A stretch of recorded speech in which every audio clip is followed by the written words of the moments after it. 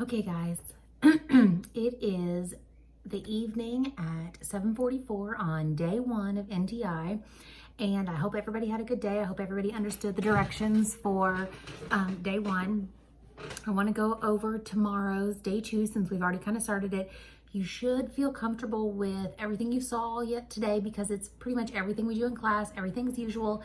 A couple things. I am having a few parents ask for Chromebooks at this point. The problem is we're really not supposed to be in the building. They've already sanitized the building and they're kind of asking us not to be there. However, if you are needing your Chromebook, one, I am going to have to go to school on Monday and meet with my team to plan the next 2 weeks of NTI packets. So I'll be at school then. If it's an emergency and you need it prior to then, let me know and I can work out a time with Mr. Kirk to go in and get it.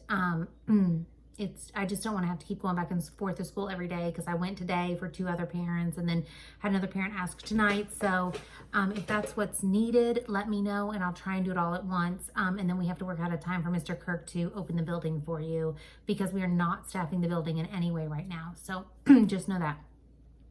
So let's get started on day two. Day two is a continuation pretty much of what we did today. So today we introduced converting measurements with inches and feet and yards. I hope everybody felt comfortable with that. It's basically multiplying and dividing. Again, if you have a larger number, if you're dealing with yards and you need to get to feet or inches, you're dividing. And then the opposite is true. If you're starting with inches and you need to go to feet and then yards, you're multiplying. So there are 12 inches in a foot. So you're multiplying you're multiplying times 12 to find inches, and then there are 3 feet in a yard, so you're multiplying times 3 with your feet to find your yards. So know that depending on which way you're going, from large to small or small to large, you're multiplying or dividing. I put that in the notes in the email I sent as well. Also, a few of you noticed that there was a conversions reference page in the envelope. It's not necessarily in your packet.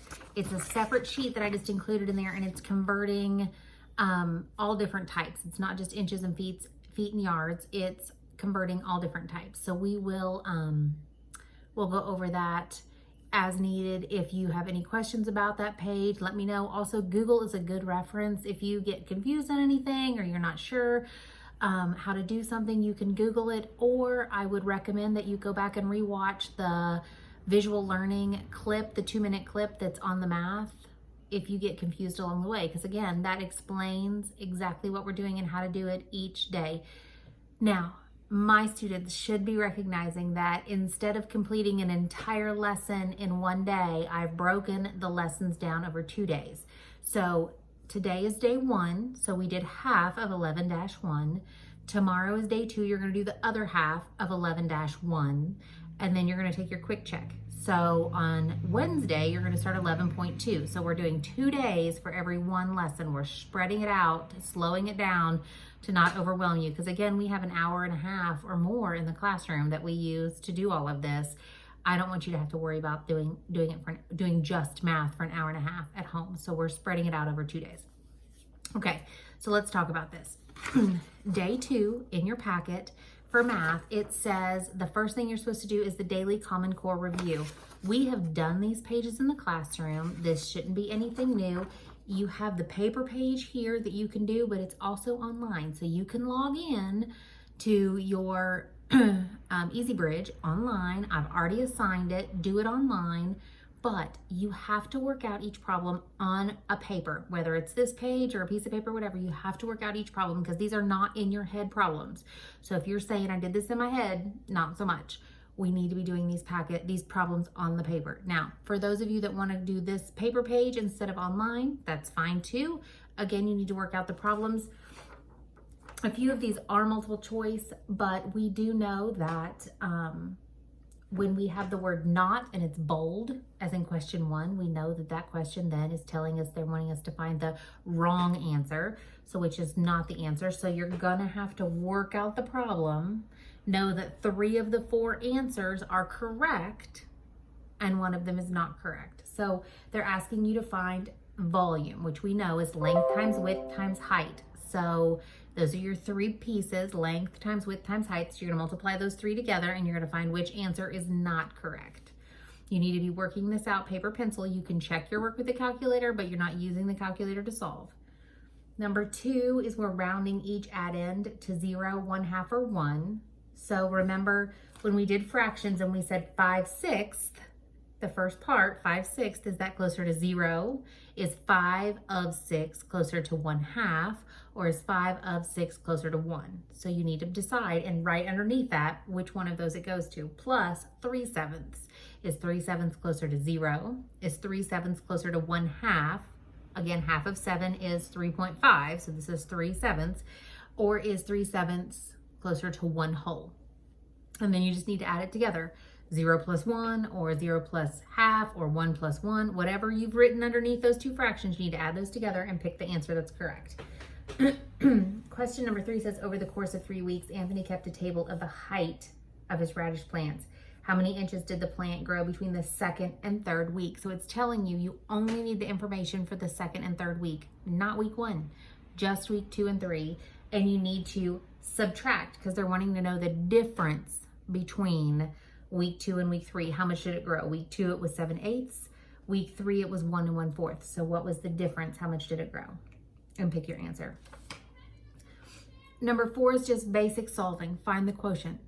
Quotient is the answer to a division problem. Just find the answer. You need to solve this. It's long division with a decimal. This is not an opportunity to use a calculator. You need to practice your division skills and then you can check it with your calculator. It says also show how to check your answer. How do we check a division problem? What's the opposite of division? Multiplication. So you take your quotient and your division problem, you multiply it together to see if it equals 49.92. And if it does, then you know you've gotten the right answer. Question number 5 said the guests at a party shared 5 pies equally. So again, we're doing fractions. We have 5 pies. We've divided them equally. If each person got 1/8 of a pie. So in each pie, 1 of 8 slices were given to each person. So that tells you how many pieces are in a pie, how many guests were at the party. And explain that. So I know this because Mr. Ramirez got a box of 250 sheets of graph paper for the 26 students in his 5th period math class to use. How many sheets will each student get if they all get the same number? How many sheets will be left over? So this is division with remainder. Basic division with remainder, you can do this. And then fill in the blanks to complete the table. Again, this is exponents, just moving the decimal. So you're dividing. So you need to remember, when we divide, does the decimal move to the right or to the left? Division, does that mean the number is getting bigger or smaller? Okay, if it's getting smaller, you're moving the decimal that direction. If it's getting bigger, you're moving the decimal the other direction. So that's something you need to remember that we've been working on in the classroom. This is all old material. None of this is new. We've done all of this in the classroom. So again, we're doing this page to keep it fresh in your brain so you don't forget what we've learned this year. And you're just doing exponents. So that's your daily Common Core review page. You're going to do those questions on a separate sheet of paper or on this paper and then either enter them online or just answer them on here and submit it when you turn in your packet. Then it says on here that you're going to do the reteach or enrichment page. Depending on how you did yesterday on the math problems, your parents need to check the answers to your math problems from yesterday. If you got an 80% or better, you're going to do the enrichment page. If you got less than 80%, then you're going to do the reteach page. Do not do both pages. It's not necessary. It's either one or the other. You either need to have additional reteach practice or you understand it, you got your 80% and you can go on to the enrichment pages, but it's one or the other. Last thing you're going to do is you're going to take your online quick check. You can go online and take it, or we've printed out the problems and you can solve them on the pieces of paper. Either one is fine. If you submit it online, I'll know immediately, as will you, your score. I've already put them online, or if you want to do paper pencil, you'll have to turn it in and I'll grade it when I get the packets on the 16th. You need to log into Redbird and do 20 minutes of Redbird, or You can do multiplication facts. You can do multiplication fact game online, or you can do flashcards with your family or your brothers or sisters or whoever.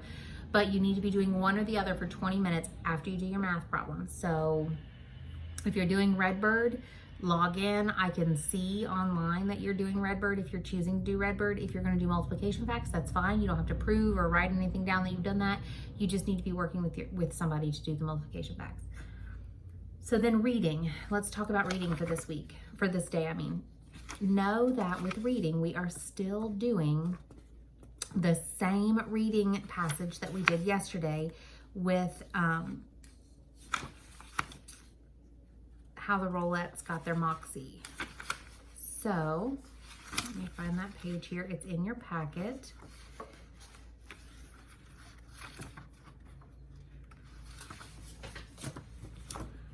This is the same notes page that we do every single week in the class. This is based on the story. So the story is the day the Rollettes got their Moxie back. You can go online, or you can get your packet from yesterday that had the story in it. You need to reread it at least once, really probably twice.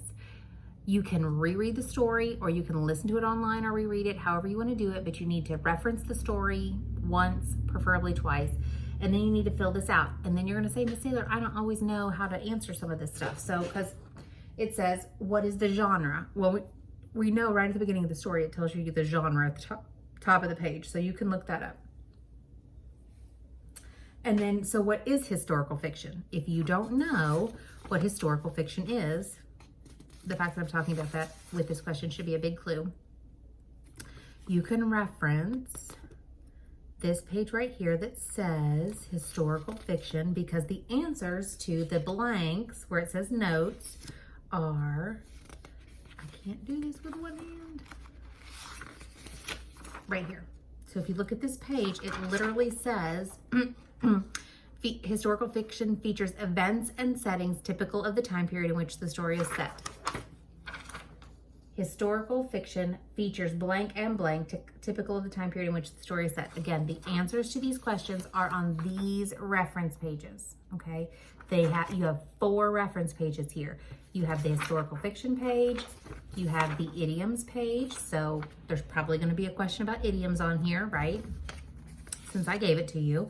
You're also gonna have a question on how to compare and contrast, and what does that look like, and what is the expected type of answer for that, because down here it says compare and contrast the 2 settings described. Again, the setting is where the story takes place. So the story describes 2 different settings. Compare and contrast them. This is the information about comparing and contrasting, so you need to reference that. And then the other one is when it talks about making predictions. And what does that look like? You have a making predictions page. These will help you answer this question. That's why they're provided, okay? So this is your reference and notes page from reading the story and rereading the story today. Next, you all have seen this page 1,000 times. We do this every week. This is just our vocabulary trifold page where you do your vocabulary words. Your vocabulary words are on your day 1 packet, where it lists the spelling words on the side and the vocabulary words at the bottom. Pull that page back out from yesterday. That will help you answer these questions. This is just a practice page. You're gonna write your definitions in your own words, fill in the blank, and then a synonym, which is words that mean the same, and an antonym are words that are different. So you're gonna fill that in. The opposite, antonyms are opposite. So there you go. So that's all of reading. And then you need to go on to Lexia for 20 minutes, Redbird, Lexia or Reading Plus for 20 minutes, or any story that you want, any book that you want for 20 minutes. But you just need to be reading for 20 minutes. You don't have to do both, Lexia or a book, or Reading Plus or a book, but you have to do one or the other for 20 minutes. Next is writing, so let's talk about that. A couple people sent me their writing pieces today. Thank you for sharing them with me online. I appreciate that you did a Google Doc. Today, day 2, I want you to go through it and I want you to look for editing errors. So I want you to look for spelling, I want you to look for punctuation, I want you to look for sentence format. So we're looking for nouns and verbs. We're making sure that all proper nouns are capitalized. We're making sure that we have sentences and commas in the correct places, not run-on sentences. And then when you're finished today with all 5 paragraphs based on the rubric that I included in day packet day 1 and you've checked for editing issues, you need to share this with your family.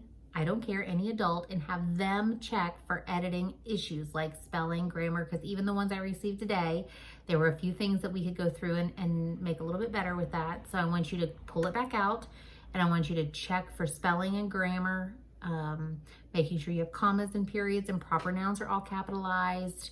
And then we are not worried about sentence development right now. So we're just getting the sentences on paper and we're making sure that we're editing them correctly. Tomorrow, we're going to go back through and we're going to make sure that we have done sentence development. So just know that that's coming tomorrow. So that's writing. Thank you for sharing this with me. I got 3 of them today. It was really nice to read your writing, and I loved hearing your voice and your writing because I've been missing each one of you. Last is social studies. You got the Civil War packet on day 1 of reviewing the causes of the Civil War, or you can go online to the Teach TCI just like we do in class every day. I've included in the email the actual login and password for that. And then we are on chapter 20. So you're going to scroll down to chapter 20, click on that. Today you should have done the introduction and section 1. Tomorrow, which is day 2, you're going to do sections 3 and 4. So you can scroll down on the computer, or you can just get your packet out and you can read sections 3 and 4 in the packet, either one. That's fine. And then you need to go online and do your flashback, which I've already done. I've already uploaded on the computer, or you can do your flashback in your packet because I've included it on here and I can grade it when you turn it in. I saw that some people turned it in online today, so I've already looked at your score for that. So thank you for those that did it online today, and those that did it paper pencil, I will grade it when we get it back on the 17th. So that's where we are with the directions for day 2 NTI. If you have any questions, tomorrow morning at 8:30, I'm going to log onto the computer and log into Zoom, and you can get on and chat with me. Or if you just want to say hello or anything you want to talk about, we will be on from 8:30 to 9 tomorrow. Now, after 9 a.m., you can still call me, you can still text message me, you can still email me, any way that you want to get a hold of me. But I just want to make sure I want to take a couple minutes tonight and go over the expectations for the packet tomorrow, chat with you about some of the problems with that I've seen coming up, and then know that we will be passing out on the 16th, the next 10 days of NTI, and you're going to turn in what you've completed up to the 16th. So that's a Thursday. So I don't want anybody freaking out because this happened last time too. You're only going to have the packets 1 through 8 completed when you turn them in on Thursday, but you need to keep at home packets 9 and 10, days 9 and 10, because you won't have completed those yet. Thursday is day 9. That's the day you're turning in your packets, your envelope. And day 10 is Friday, which you'll have already turned in and gotten your new ones. So I only expect from you 1 through 8 completed when you turn it in on the 16th. On the 16th, you're going to do day 9. On the 17th, you're going to do day 10.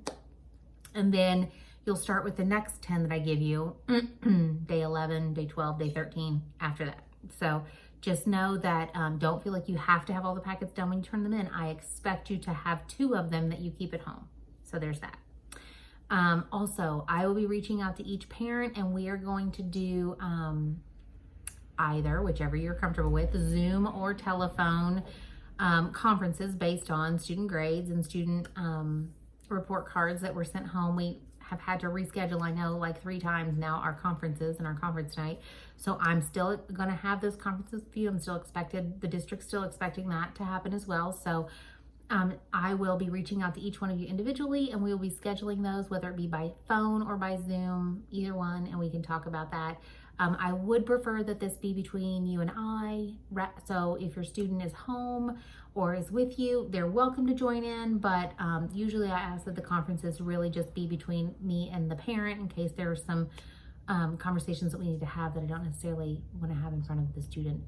For the most part, though, we were having a great year. We were rocking and rolling, making huge progress. I still expect us to have a good year. I just think it's going to look a little different. So I hope this video has been helpful. And again, call, email, text, anything that you can do anytime, and I'll try and get back to you as soon as possible. Have a great night. Bye.